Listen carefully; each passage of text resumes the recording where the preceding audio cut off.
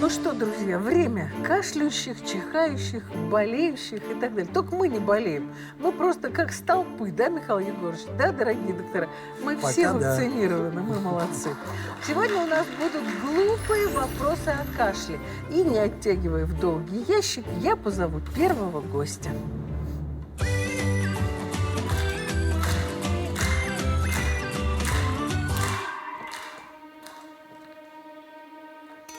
Могу показаться смешной, не смейтесь. Кто говорит, что кашель – защита? Кто говорит, что кашель – болезнь? Кому вообще верить? Кашель – это болезнь или нет? Почему мы вообще кашляем? Почему мы вообще кашляем, Михаил Егорович? И потом по пути защита это все же или болезнь? Кашель – это защитная реакция организма, когда наш организм хочет вывести все то, что ему мешает жить. Дышать в данном. Дышать. Это такой спонтанный выдох через рот, в котором участвует вся мускулатура, которая участвует в акте дыхания.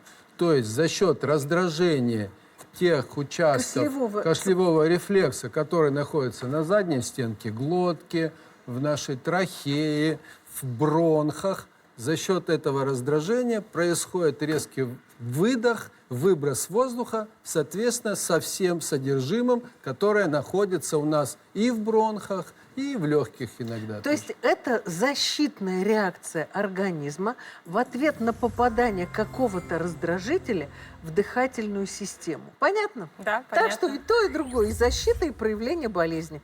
Ждем второго гостя.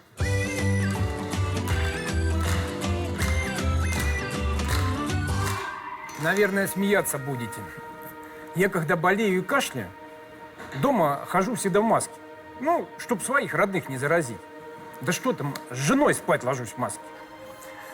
А жена мне говорит, так Елена Малышева во время эпидемии коронавируса говорили, маска не спасает от вируса. Спасет ли моя маска моих родных от кашля? Андрей Петрович, помогает или нет маска от распространения инфекции? К сожалению, маска обычная не помогает от распространения инфекции. Помогает и эффективно защищает человека только респираторы. Респираторы – это специальные маски с клапанами, которые плотно прилегают к коже и действительно защищают от вирусов и мельчайших частиц, которые могут проникнуть в дыхательные пути. Давайте сейчас посмотрим на экран, потому что это очень известное исследование, когда просто отслеживали путь, который проделывает вот эта кашлевая волна вместе с микробами. Вот, кашляет обычный человек. Понятно, что мокрота распространяется. Вот на наших глазах делается тканевая маска, которая будет состоять из 10-16 слоев. То есть море слоев. Вот ее человек одел, и вот он кашлянул. Ну, если просто без маски, считается, что вот эти мокроты, вот эти частички распространяются на расстояние до 3 метров. Значит, еще раз, маски не защищают, защищают респираторы. Поэтому хотите жену не заразить, натянул респиратор и спать. И улегся рядом. Но вообще-то, когда вы кашляете, потому что все равно вы лежите очень близко, лучше находиться в другой комнате. Понятно? Ждем следующего гостя.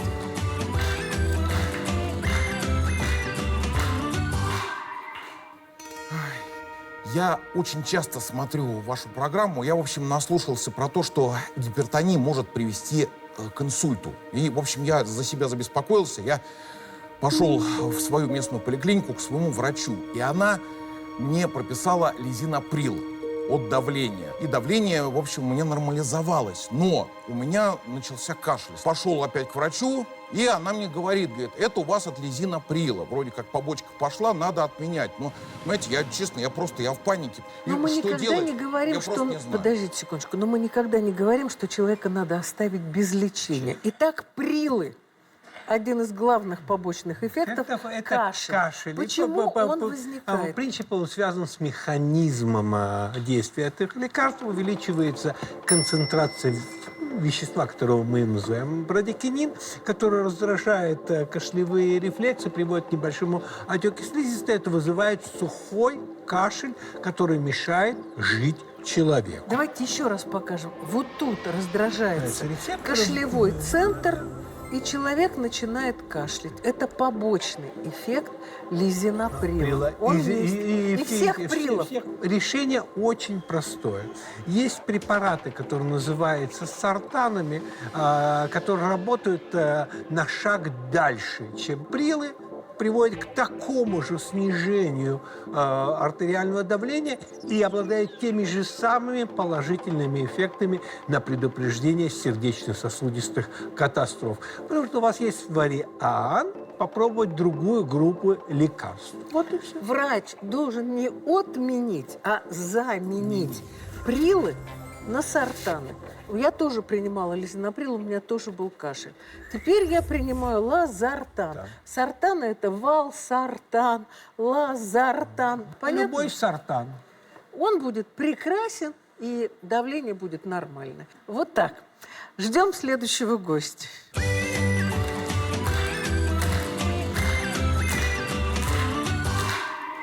Я совсем запуталась в ваших таблетках от кашля. Есть отхаркивающие, а есть от кашля. Одни кашель останавливают, а другие усиливают, потому что нужно выделять мокроту. Но по сути, они ведь все от кашля. Так в чем же разница? Короче говоря, таблетки от кашля. Чем они отличаются? Давайте вначале покажем, как человек кашляет. Значит, что такое продуктивный кашель? Итак, Андрей Петрович, полноценный кашель. Вдохнул. Вдох, сокращение дыхательных мышц, и после этого идет кашель. То есть что, если мы заглянем в бронхи, сильный поток воздуха выходит из легких, и мокроту, и даже если она вязкая, организм пытается выдать наружу.